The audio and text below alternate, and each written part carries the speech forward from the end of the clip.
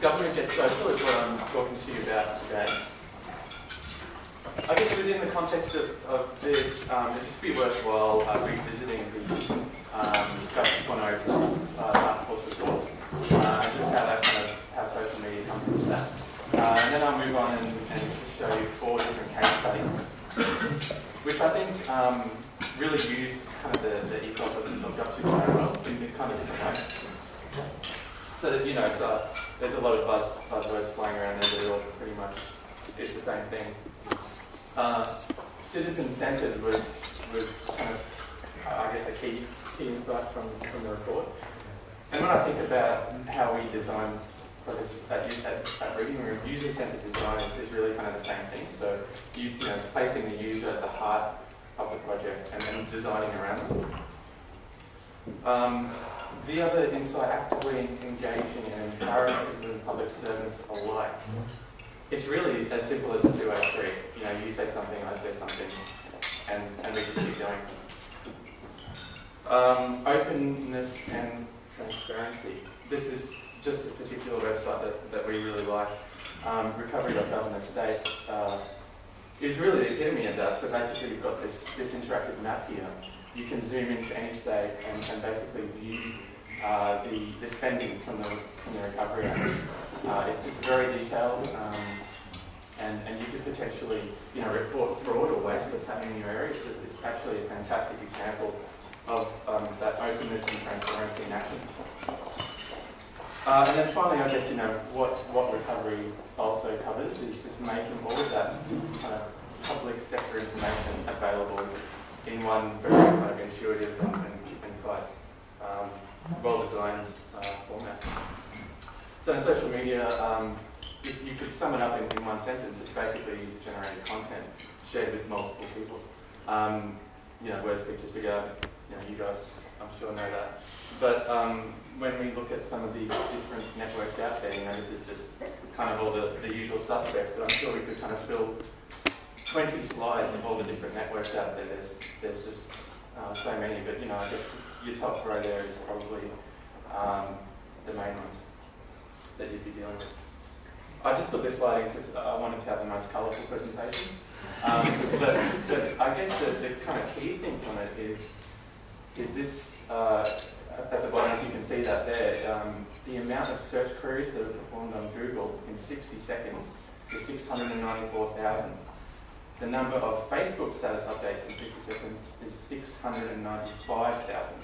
So the fact that social networking or social media kind of activity on those sites has overtaken search is really kind of fundamental shift in kind of how we use the internet. For so long, search has ruled.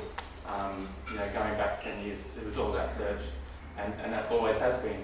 And only in the past few years, activity on social media is actually overtaken it. So, what represents effective government communication? Well, best practice, use of the platform. So actually using the functionality, the inherent functionality in things like Facebook to leverage all those different kind of go-to principles. Reaching a critical mass. So this, you know, actually being valued, I think is my next point, being valued by users. Not only do they come, but they come back, and they really value it, and they interact with it on a quite frequent basis. And then, of course, if it demonstrates those ideals that we covered before. So the first one, you're probably familiar with this one, it's the campaign from the guys at ABS. This is really quite fantastic, the 2011 census campaign. So there's kind of two elements to it. There's this Twitter account, and there was a microsite. Unfortunately, you can't see that first tweet there, but basically how I first found out about it was from a colleague of ours in the UK. This was reported in their mainstream media over there as being this kind of crazy government Twitter account that was just, you know, being really, really popular. The thing about it was that it was all about tone of voice. When you look at some of the tweets, you can kind of understand why it became so popular. And my favourite is this one at the bottom, just like dating, the census could be completed online.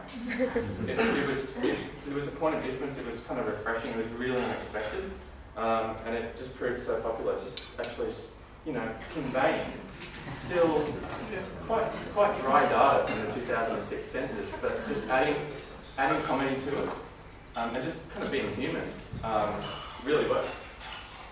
This is my favourite though.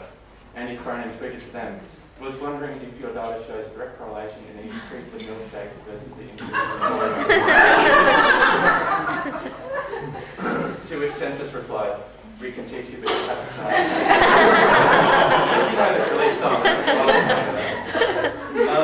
So at that point, it was thought that, that maybe it's an agency behind this, but no, it was actually managed in-house. Public servants with a sense of humour. They're also backed by a YouTube channel that has some great video content on there too. Voice-overed by Sean McCaleb. And here's this microsite that I was talking about. So down the bottom there, you can kind of complete this quiz basically about yourself. You put in where you live, how old you were, where you're from, and what it gave you was this fantastic infographic about yourself. So it's again taking all of that 2006 census data and presenting it in a way that was relevant to me, and it became very shareable. It was shared. This piece was shared over 5,000 times on Facebook. So in summary, these were their two goals: make the data feel tangible and relevant, and drive interest in census. Quite simple when you say it like that, but they really achieved it. They cut through. They used rich media. And it was unexpectedly entertaining.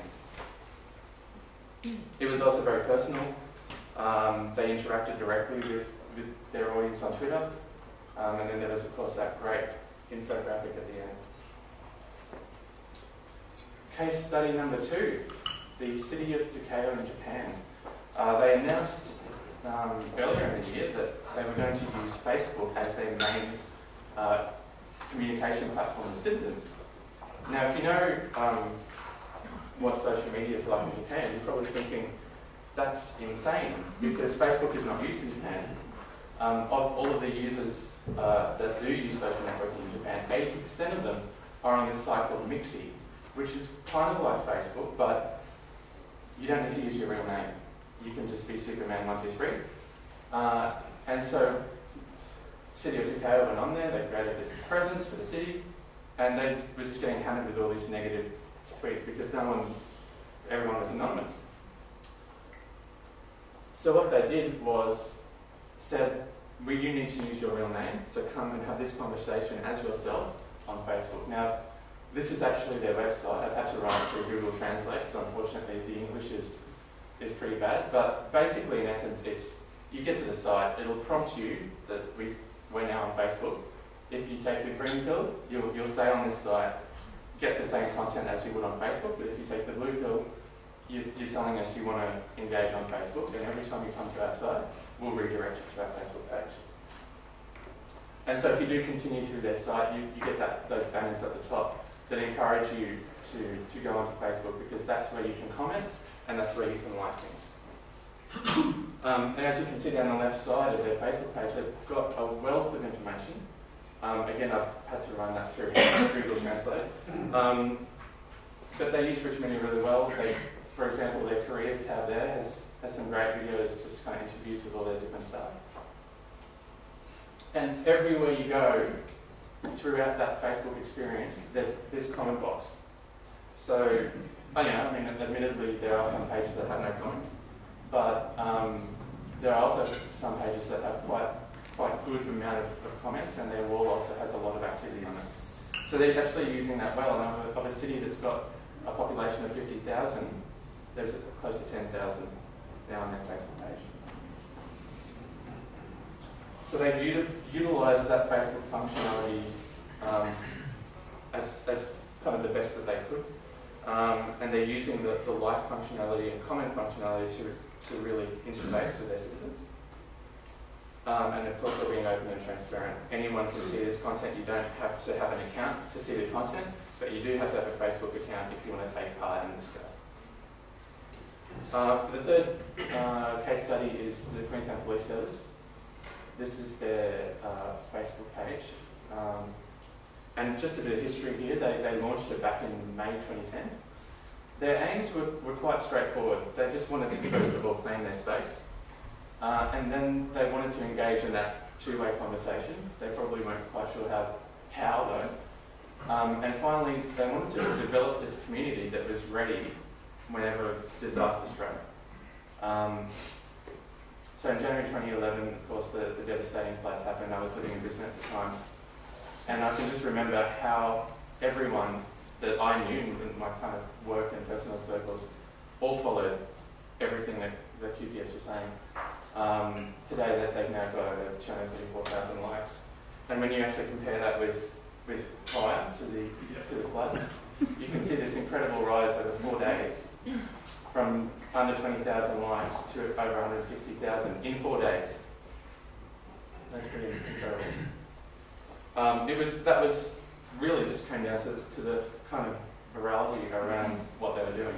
The fact that they were pushing out content so fast, the fact that it was kind of a perfect storm for QPS.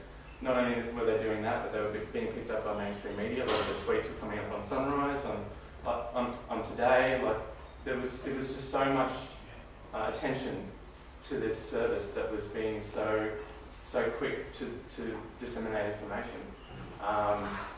That it's just shot up like that. This is an interesting quote from Kim Charlton from QPS.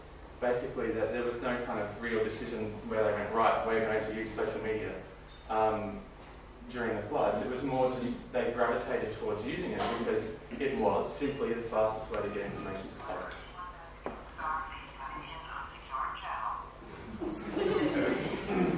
Sorry, I thought I turned it off. Can I get that ringtone up?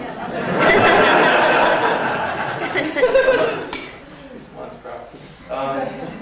So what QPS did well was they used these hashtags, Queensland floods, tropical cyclone Yasi. These weren't created by QPS, they were created by the community. And they monitored the traffic on there, and this is what people were listening to. And so they just used what the community were already using. And by doing that, they became the authoritative voice.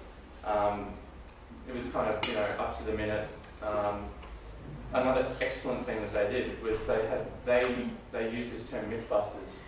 And so there were a lot of, really weird kind of myths that were flying around, like the dam's busted and all this kind of stuff. And QPS came in and said, no, that's not the case, and used Mythbusters to do that and label all their tweets. It worked really well. It was interesting as well that they did have in place, policies and ways like clearances and publishing processes and things, but that was all just streamlined during the disaster.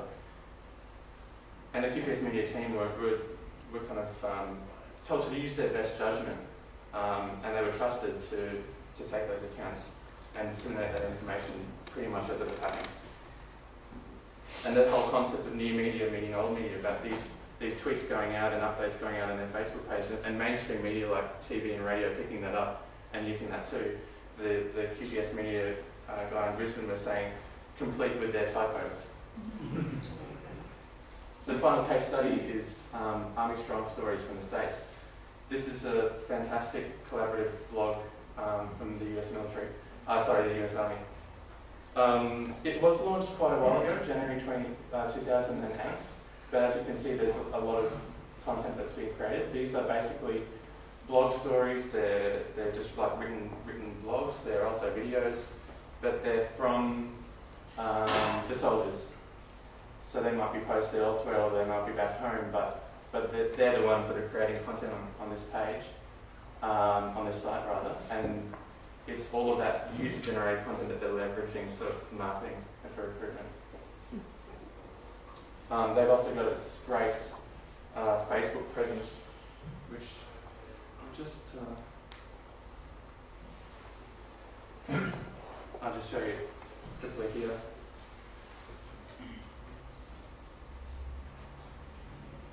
There's a really nice way to just share